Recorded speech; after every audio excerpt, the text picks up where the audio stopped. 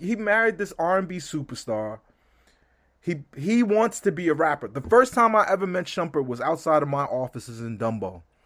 A guy who kind of started a legendary podcast team with named A King with Combat Jack. I'm sitting in my office, and from my office I could look down in the parking lot, and I'm seeing Shumpert is giving my boy A King a mixtape, and he freestyles and he was pretty good.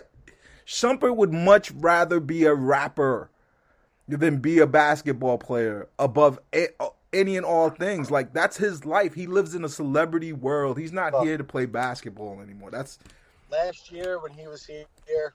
He played his ass off. He's certainly a limited player. There's no doubt about it. But so is TLC. They have different limitations. I'd like to at least see it. I don't think it's going to make a drastic difference for us in a negative way. I'd at least like to see it happen for a couple games just to see how it would maybe spark the team a little bit and get a little bit more of a defensive mindset.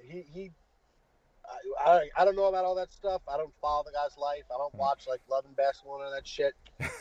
Was he on the show? He might have been. I don't know. I don't watch that either. He seems like he might be, but I'd at least like to see it. And I've got one last thing I want to just say. No. Like, I want to finish up on Nash, so I'm gonna give you the floor to tell me why Nash is horrible. Well, I've told you many times, but the main thing that I can't stand, other than the timeouts, I can even live with that, is just that he has no strategy. It's just, and look, if it's just Sean Marks hired a puppet, I can't fault him for that, other than for being a coward and accepting the job, because I wouldn't accept that job. If I was a MVP caliber NBA player, I'd say, no, I'm going to coach my way. But I'm assuming that's not the case, that he has no strategy night to night, and he just plays the exact same way every single time. And the loss against the Wizards, which we didn't have a chance to talk about, how many times have I been saying to call a fucking timeout and advance the ball, and it finally burned him, and we lost the game because of it. We lost the game for a lot more reasons than that, but I can't. I can't disagree with any of those things. Do this. It doesn't matter what the limitations of your roster are in that situation. Had they lost 147 to 120, it's not his fault. But it's his fault when he lets his team, instead of advancing the ball, rush to throw the ball in and turn it over. Now he, as a coach, failed to maximize the opportunity his team had to win the game. The team started James Harden at power forward that game. Bro, both things can be true, right? That's like if they had, my argument against that is if they had a competent four, but they don't. They blow those teams out. I'm sorry. They don't. So until then, instead of losing the game because he didn't coach he didn't manage the situation, they could have won anyway. So it doesn't matter that they don't have in that moment, it didn't matter that James Harden started at the 4. Because if he just called the fucking timeout, advanced the ball, they got the ball in bounds, they would have won. But he didn't. He let the play. He keeps doing it over and over and over again. I even watching that whole thing go down. Those were always like, and again, we're humans. We all have our biases, right? But I'm watching this whole thing go down. I wanted to walk away. If it wasn't for the fact that I'm doing a podcast for the people, I might have just walked away in those closing moments because that was not an enjoyable game to watch. Because they were just losing rebounds. There was offensive rebounds that was just bouncing off of people's fingers and going into the backcourt. They played that game with zero intensity or effort. Washington is just horrible, so we could score at will. Right. That was a terrible display. Neither team deserved to win. But if they could have been to, like, for me, letting a team like Washington score that many points, basically tie your franchise record, says there's something wrong with the team and not the coach. Because if you flip it, hold on. If you flip it and you go the Nets won 149 to 147 against Washington, you're still saying, how does a team let Washington score 147 points? What Dub was the or question no? you asked me? I asked you. You asked me why Steve Nash is a bad coach.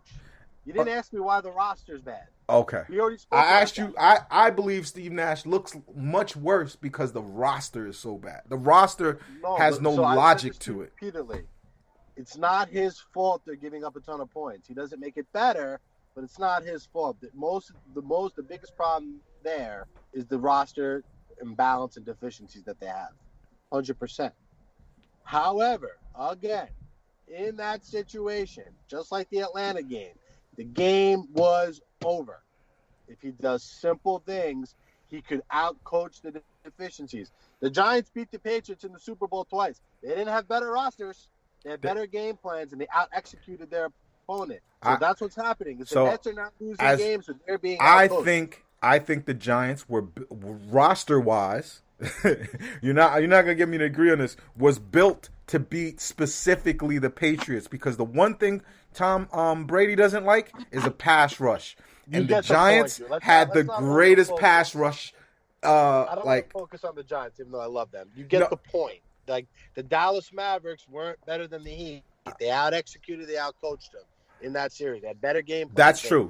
But now you're talking about Carlisle. He's a Hall of Fame coach. But all I'm asking for is when I coach a 10th grade AAU team, I call a timeout and I advance the ball and make sure we're all on the same page instead of letting a guy throw the ball in quickly. And look, 9 times out of 10, nothing will come of it, but that eventually happens. So it makes no sense to keep that timeout in your pocket. He goes home with them every single night. Take the timeout, advance the ball, let Kevin Durant, the 7-footer, inbound the ball to one of your 90% shooting guards, and you win the game. It was mind-boggling execution. So that's why I think he's a bad coach, and that's the answer. I have one last thing I want to say, and then whatever you want to do from there, you're the host here. Scary Hours, guys, is corny. It's not cool. My son loves it. My son loves it. Yeah, you know what? How old's your son? 8. Exactly. When I see 38-year-olds on Twitter like, it's Scary Hours, let me post a gift of Kevin Durant. When we're down 17 in the second quarter, like, that shit's corny. Just like when the Knicks were doing the whole Knicks tape thing, that was corny. Like, we don't need to just be fanboys of these guys no matter what they say and just spew it out. Let's be a real fan base. That's part of the reason why no matter how much we argue, I'm always going to respect you because you're not a suck-ass fan base trying to pose for pictures with players. You want to win. You want the team that reps you and reps what you believe in to win, to win the whole fucking thing. Like, these dudes are fans of the players, and on a nightly basis, they kind of make the experience wrong. Like not wrong, they just make the experience worse because they'll be celebrating on a loss because of how much or how many crazy moves Kyrie did. I want to win this whole fucking thing. You know how much it sickens me? Game. That's every. I want to be the 1 seed. I want to win every game. I want to embarrass teams. I want to be the Nets that everyone is acting like we are, and we're not that yet. Right. We're close, but we're not. And honestly, man, I'm sick of the people who keep saying like I don't like them, but I don't like the people who aren't holding the fire to Sean Marks' feet. Sean Marks put this team together. He fired Atkinson, right? Right. He's got to finish the job. He's got to finish the job. There's no the owner is doing his job. The owner is cutting the check. He's saying, keep adding players. I don't care. So I have no problem with Joe Tsai. The coach, he didn't hire himself, right? Good or bad, the coach, he didn't hire himself, but I almost feel like that was the necessary coach because we have a point guard that if we lose him mentally, it could be worse than an injury. Night, what happened on the bench? What are you talking about exactly? Kyrie turned it over up 4. Mm-hmm. Lowry hits the 3. There's a timeout ensued. And him and Nash were not agreeing on whose fault it was. Oh, that happens all the time. And I've watched Kyrie get beat on defense, and then he yells at Joe Harris. I'm almost happy. Like, I used to hate when he used to just, like, Kyrie used to just berate Jared Allen. And Jared Allen was the one-man defense. Yeah. And that's why Spencer can't be here. because Spencer would be like, dude, fuck you. Right. And Joe's just like, I'm just gonna go hit a 3 on the other end. Like, I don't. You could tell Joe has been that guy everywhere that he's gone, everywhere that he's been. Like he's a coach's son. He's just like, this dude is fucking saging my shoes before the game. Like, we'll deal with this in the film session when he sees it wasn't my fault. But dude, yeah, I mean, look, dude, we for me, it's championship or bust. We're still a championship level team. Yeah, we're right there, dude. We need a couple tinkers. That's all. We're not asking for. We don't need all stars. We need competent starter caliber players. Like, you have to recognize what's wrong with you, and I'll always. I don't root for LeBron.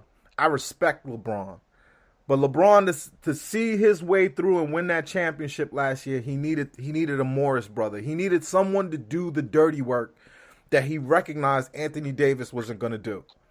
And he went out there, he got that piece.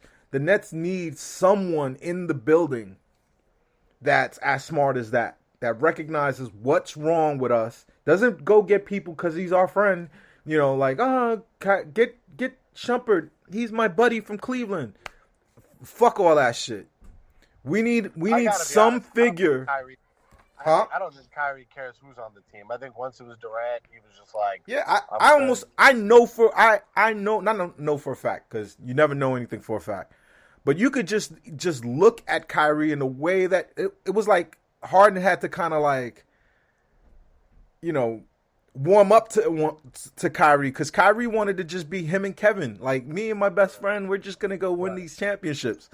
And Kevin was like, then when he got hurt, Go get Harden. No matter, he's not playing. Kevin wants to win. Kyrie wants to win. I believe that Kyrie wants to win the way he wants to win. But I'm not letting them loose. We're winning a championship. You with me? Yeah, we'll be fine, dude. We'll be fine. We're not the pieces. We're like where LA was, right? We just need a couple guys. We're gonna need a little luck. It's gonna. I think it's gonna happen. We're gonna be playing in the next couple finals. You know why?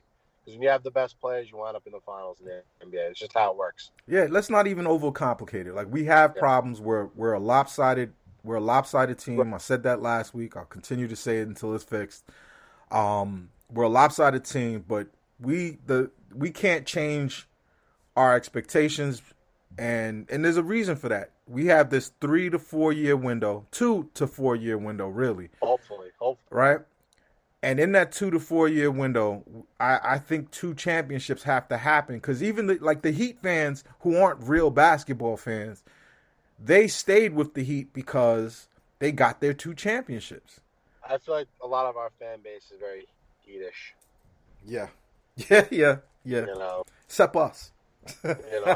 There's others. Shook's a real fan. Shook is a real fan. I argue with him a lot, but I don't know. Do you talk to Bruce at all? Are you a fan? Yeah, no, I talked to Bruce. He's a real fan. He's a little too above the fray for me though. Sometimes I'm like, bro, you're not pissed that they lost. Like, then why'd you watch the game? I don't understand. Bruce sometimes strikes me as a little bit. I'm just happy to be here too. There's a strong component of that on Nets Twitter where it's like, yo, we got 3 superstars. I don't care. Do you remember on your first podcast you asked me who I hate the most on Nets Twitter? Yes. And my answer was Brooklyn Beat. Yes. Did you see what he did the other day? No. I hate to put this jabroni after the and I didn't see, a bunch of people called him out. I have him muted, but like or blocked, one of the two. But I always see like on my timeline net fans talking. I'm like, it says like you're blocked. You blocked this person, so inevitably I click view. It's always him.